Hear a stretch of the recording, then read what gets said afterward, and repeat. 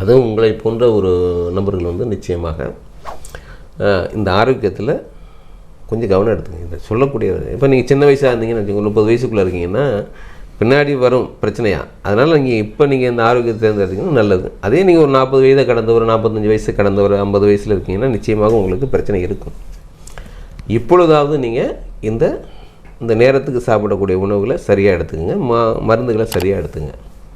ஏன்னா ரொம்ப கவனக்குறைவாக இருப்பீங்க இந்த விஷயத்தில், உங்களுடைய ஆரோக்கிய விஷயத்தில் நீங்கள் கவனக்குறைவாக இருப்பீங்க அப்படிங்கிறது அந்த ரோஹிணி நட்சத்திரத்தை சொல்லுவேன். ஏன்னா மனம் தான் உங்களுக்கு ஒரு சின்ன கேரக்டராக இருந்தாலும் கூட அது ஒரு விஷயத்த சொல்ல வருது.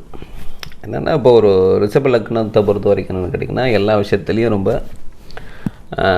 கேர்லெஸ்ஸாக இருக்கிற மாதிரியே இருக்கும் அது.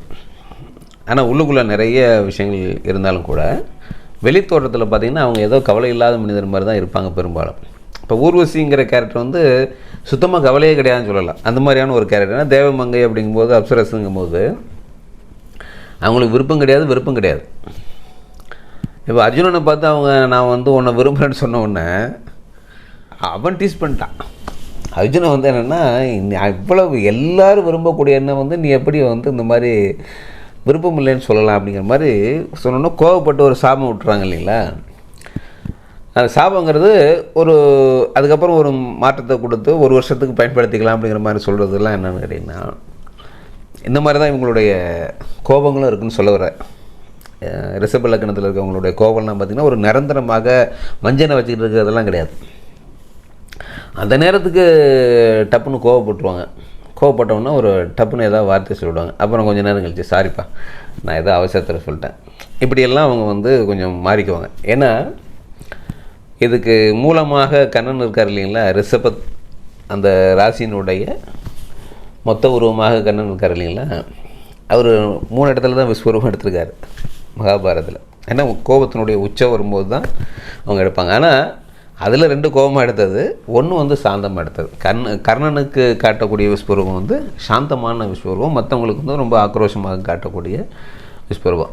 அது மாதிரியாக இப்போ இந்த ரிஷப லக்னத்தில் ரோஹிணி நட்சத்திரத்தில் பிறந்திருக்கிற ஊர்வசியினுடைய கேரக்டர் நம்ம ஏன் எடுத்துக்கிட்டோன்னு கேட்டிங்கன்னா இந்த மாதிரி டப்புன்னு கோவப்பட்டு சாபம் கொடுத்துட்றாங்க. அந்த சாபம் வந்து என்னென்னா பின்னாடி கொஞ்சம் அந்த கோபம் தெரிஞ்சவொன்னே அதை கொஞ்சம் மாற்றிக்கிறாங்க. சாபம் பழிச்சிடும், ஆனால் அதுக்கு ஒரு டைம் லிமிட்டேஷன் நான் கொடுக்குறேன் அப்படிங்கிற மாதிரி அவங்க பண்ணுறாங்க. அது மாதிரியாக நல்லவங்களுடைய சாபங்கள் பெரும்பாலும் என்னென்னு கேட்டிங்கன்னா நம்மளை அப்படியே தலைக்கு வந்து தலைப்பாயோட போச்சுங்கிற மாதிரி போயிடும். அது மாதிரியாக அப்போ இதுதான் வச்சுங்களேன். இப்போ இந்த ரிஷப லக்னத்துக்கு நம்ம சொல்லியிருக்கிற இந்த ரோஹிணி நட்சத்திர பகுதியில் இந்த ஊர்வசி கேரக்டரை எடுத்துக்கிட்டதுக்கான காரணம் இதுதான். ஏன்னா அதுதான் நீங்கள் கேட்டிருந்தீங்க. ஆமாம், அந்த கேரக்டரை பற்றி எனக்கு கேட்டிருந்தீங்க. ஏன் இதை சொல்ல வரீங்கன்னு கேட்டிருந்தீங்க. ஊர்வசி ஏன் சொல்ல வரீங்கன்னு கேட்டிருந்தீங்க. அதற்கான விளக்கமாக நீங்கள் எடுத்துக்கலாம். வேறு என்ன கேட்குறோம் சொல்லுங்கள். வேறு ஒன்றும் சார், எல்லாம் பார்த்தாச்சு. அவங்களுடைய வேலை எப்படி இருக்கும் பார்த்தாச்சு, அவங்களுடைய திருமண வாழ்க்கையும் பார்த்தாச்சு, ஆமாம், ஹெல்த்தும் பார்த்தாச்சு, உடல்நிலையும் பார்த்தாச்சு. ஓகே, அது இந்த வீடு வாகன சேர்க்கை எப்படி சார் இருக்கு உங்களுக்கு?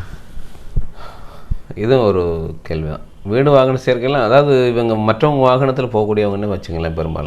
பெரும்பாலும் சொந்தமாக வாகனங்களை வச்சுக்க மாட்டாங்க. வீடுங்கிறது அவங்களுக்கு அமைஞ்சிடும், இயல்பாகவே வீடு இருக்கும் வச்சுக்கலாம். அல்லது தன்னுடைய சுய சம்பாத்தியத்தில், தன்னுடைய மனைவியினுடைய சம்பாத்தியத்தில். ஏன்னா பெரும்பாலும் ரிஷப லக்னத்தை பொறுத்த வரைக்கும் என்னென்னு கேட்டிங்கன்னா மனைவியினுடைய சம்பாத்தியம் தான் இவங்களுக்கு வீடு அமையும்.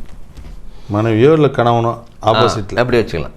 2 பேருனுடைய இதில் தான் இவங்களுக்கு வீடு அமையும் பெரும்பாலானவங்களுக்கு.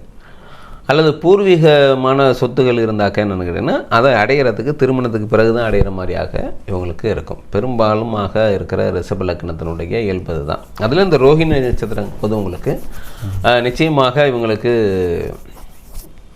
அந்த குரு தசை வரும்போது தான் இந்த ஆசைகள்லாம் நிறைவேறக்கூடிய விதமாக இருக்கும். இப்போ சின்ன வயசுங்கிறது உங்களுக்கு சந்திர தசை, செவ்வாய் தசைலாம் முடிஞ்சு அதுக்கப்புறம் ராகுதசை முடிஞ்சு குருதசை வரும். அது கிட்டத்தட்ட எப்படி இருந்தாலும் ஒரு 35 வயசை கடந்துருவாங்க. கடந்து தான் உங்களுக்கு இந்த வீடு வாகன யோகம்லாம் உங்களுக்கு அமையும். அதுவும் மனைவியினுடைய சுதாரிப்பு தான் அல்லது கணவருடைய முயற்சி தான். 2 விதமாக தான் அவங்களுக்கு அமையும். இது எங்கள் வீட்டில் இப்போ தானே அவங்களுக்கு அவங்க பேரில் எல்லாமே மாறின்னு இருக்கு. அவங்களுக்கு ஆயிடுச்சு இல்லை, 36 38 ஆயிடுச்சு இல்லை. ஆமாம், அது வரைக்கும் ஒன்றும் இல்லையே. இல்லை. அப்போது நீங்கள் என்ன பண்ணுறீங்க, எல்லாம் அவங்க பேருக்கு மாற்றி ஆட்டோமேட்டிக்காக நம்ம டவுன் ஆகிட்டாங்க. கார் முத கொண்டு அவங்க காரை தான் ஓடிக்கிட்டு இருக்கீங்க. ஸோ அந்த மாதிரி இது ஒரு ரிஷப லக்னத்துக்குன்னு பார்த்திங்கன்னா இது ஒரு வித்தியாசமானது. ஏன்னா பெருசாக எந்த பொறுப்புகளையும் எடுத்துக்கிட்டு நானே செய்கிறேன்னு சொல்ல மாட்டாங்க. ரிஷபத்தினுடைய ஒரு தனித்தன்மைன்னு வச்சுங்களேன். கண்ணன் எப்படி எந்த பொறுப்புலையும் இல்லாமல் எல்லா விஷயத்திலும் தலையிடுவாரோ அது மாதிரியாக ரிஷப லக்னம், இந்த ரோஹிணி நட்சத்திரம், கார்த்திகை நட்சத்திரம், அடுத்து வரக்கூடிய மிருகசீரிட நட்சத்திரம், இதெல்லாமே பார்த்திங்கன்னாவே பொறுப்புகளை தானாக வாலண்டரியாக எடுத்துக்கிட்டு நான் இதை செய்வேன் அப்படின்னு இருக்கவே மாட்டாங்க. அது என்ன பண்ணுவாங்க, அவங்க வேறு வழியில் என்ன செய்கிற மாதிரி தான் இருப்பாங்க. முடிஞ்ச அளவுக்கு தள்ளி விட பார்ப்பாங்க. அவர் பார்க்குறேங்கிறாரு, செய்யட்டும். அக்கா பார்க்குறேங்கிறாங்க, செய்யட்டும். மாமனார் எல்லாம் பார்த்துக்கிறேங்கிறாரு, செய்யட்டும். இப்படின்னு பொறுப்புகளை பெரிதாக விரும்பி எடுத்துக்கொள்ளக்கூடியவங்களாக இருப்பாங்க. வேலையிலையும் சரி, எந்த நிலையில் இருந்தாங்கனாலும் சரி, வாலண்டரியாக போய் நான் இதெல்லாம் செய்வேன் அப்படின்னு நிற்க மாட்டாங்க. ஆனால் இவங்களுக்கு வரக்கூடிய வாழ்க்கை துணை எப்படி இருக்குன்னா, நான் தான் செய்வேன் அப்படி தான் வண்டி ஓடும். ஆமாம், விசித்திரமாக இருக்கும். இப்போ இந்த ரிஷப லக்னம் என்ன கேட்டிங்கன்னா, வாழ்க்கை துணையுடன் வந்து ரொம்ப அட்ஜஸ்ட் ஆகி போயிடுவாங்க. நான் வந்து எல்லாம் செய்கிறேன், தாராளமாக செய், ரொம்ப சந்தோஷம் அப்படின்னு இருப்பாங்க. நிறைய பேர் பார்த்துருக்கோம், பார்த்துன்னு இருக்கோம். அவங்க தான் நமக்கு வந்து இந்த ஒரு கேரக்டரை வந்து நம்ம தீர்மானிக்கிறோம். ஒரு ஊர்வசி, இப்போ ஊர்வசி வந்து ஏதாவது பொறுப்பில் இருக்காங்களா? இல்லை. மகாபாரதத்தில் இந்திர சபையிலையாவது இருக்காங்களா? கிடையாது. ஏதாவது வேலை கொடுத்தா செய்வாங்க, அதோட முடிஞ்சு போச்சுன்னா வந்து உட்காந்துக்குவாங்க. ஸோ அது மாதிரியாக ரிஷப லக்னத்தை பொறுத்த வரைக்கும் இவங்க எல்லாம் ஆக்டிவிட்டிஸ், அந்த ஒரு நடவடிக்கைகள்லாம் எப்படி இருப்பாங்கன்னு கேட்டிங்கன்னா, எந்த பொறுப்பையும் ஏற்றுக்கொள்ளாமல் வர்றதை ரைட்டு நான் தான் செய்யணுமா, சரி செய்கிறேன், வந்தால் வரவு, போனால் செலவு, அவ்வளோதான். அருமையான வாழ்க்கை, கவலை இல்லாத மாதிரி இருக்கும் ஜி. ஆனால் ஊருப்பட்ட பிரச்சனை எல்லாம் தூக்கி உள்ளே வச்சுக்குவாங்க. என்னென்னா, அவங்க உங்கள் பிரச்சனை நீங்கள் சொல்லிட்டு போயிடுவீங்க. சொல்லிட்டு போனோன்னா அதுக்கு ஒரு சொல்யூஷன் தேடிக்கிட்டு இருக்குது. அவர் ஒரு பிரச்சனை கொண்டு வருவார், கொண்டாந்தோன்னா அதுக்கு ஒரு சொல்யூஷன் தேடிக்குது. அது உள்ளுக்கு வெளியில் பார்த்திங்கன்னா ஒன்றுமே தெரியாது. ஆனால் மற்றவங்களுடைய பிரச்சனையை எடுத்துக்கிட்டு அலசி ஆராய்ஞ்சு அவங்களுக்கு ஒரு சொல்யூஷன் கொடுக்கறதில்ல இவங்கள விட கில்லாடி யாரும் கிடையாது. ஏன்னா ஒரு படிக்கிறாங்கன்னு வச்சுங்க, மற்றவங்க காதலுக்கு இவங்க பெரிய உறுதுணையாக இருப்பாங்க, இவங்க காதலிக்க மாட்டாங்க, அது ஒரு விஷயம். ஆனால் மற்றவங்களுடைய காதலுக்கு ரொம்ப உறுதுணையாக இருப்பாங்க, ஐடியா கொடுப்பாங்க, இதை பண்ணு, அதை பண்ணு, இப்படி செய், இப்படி செஞ்சால் தான் அதெல்லாம் நடக்கும் அப்படின்னு இப்படி எல்லாம் உறுதுணையாக இருப்பாங்க. அப்போது ஒரு காதல்னால் பிரச்சனை இல்லை, 4 பேர் காதலை வந்து நீங்கள் உள்ளே போட்டுட்டு நீங்கள் அவங்களுக்கெல்லாம் ஒரு டைரெக்ஷன் கொடுத்துருந்தா எப்படி இருக்கும்?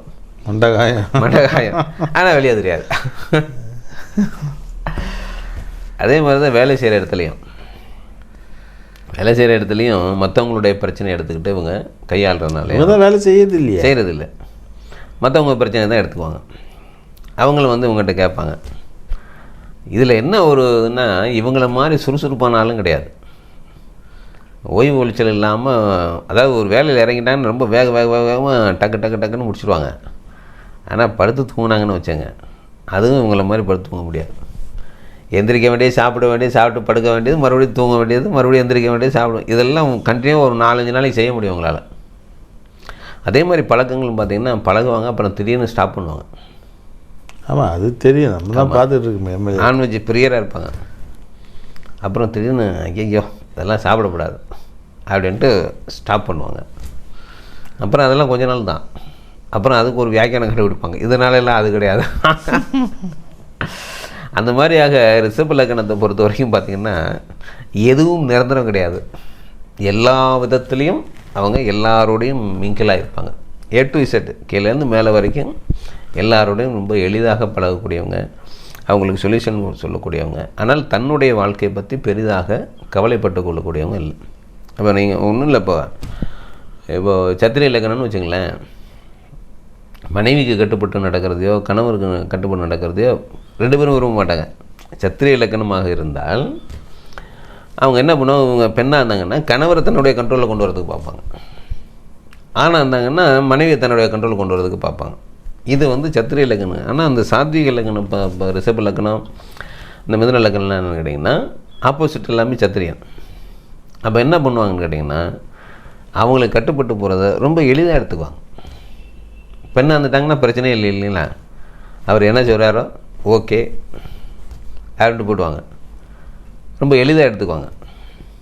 சத்திரியன் அப்படி எடுத்துக்க முடியாது இல்லைங்களா, நான் தான் அப்படிங்கிற அது மாதிரியாக. அப்போது எளிதாக இந்த மாதிரி வாழ்க்கையை எடுத்துக்கொண்ட நபர்களை நம்ம ஒரு 10 பேரை நம்ம எடுத்துக்கலாம். நண்பர் ஒருத்தர் சொன்னார், திருநெல்வேலியில் ஒரு ஹஸ்பண்ட் அண்ட் ஒய்ஃப் 2 பேர், பசங்க 2 பேர். அவர் எந்த வேலைக்கும் போகிறதில்ல.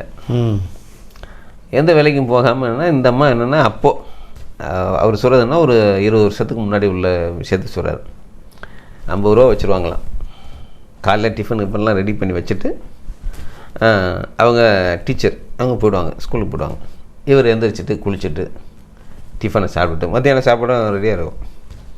இந்த 50 ரூபா எடுத்துகிட்டு போயிட்டு அவர் செலவு பார்த்துட்டு, ஆமாம்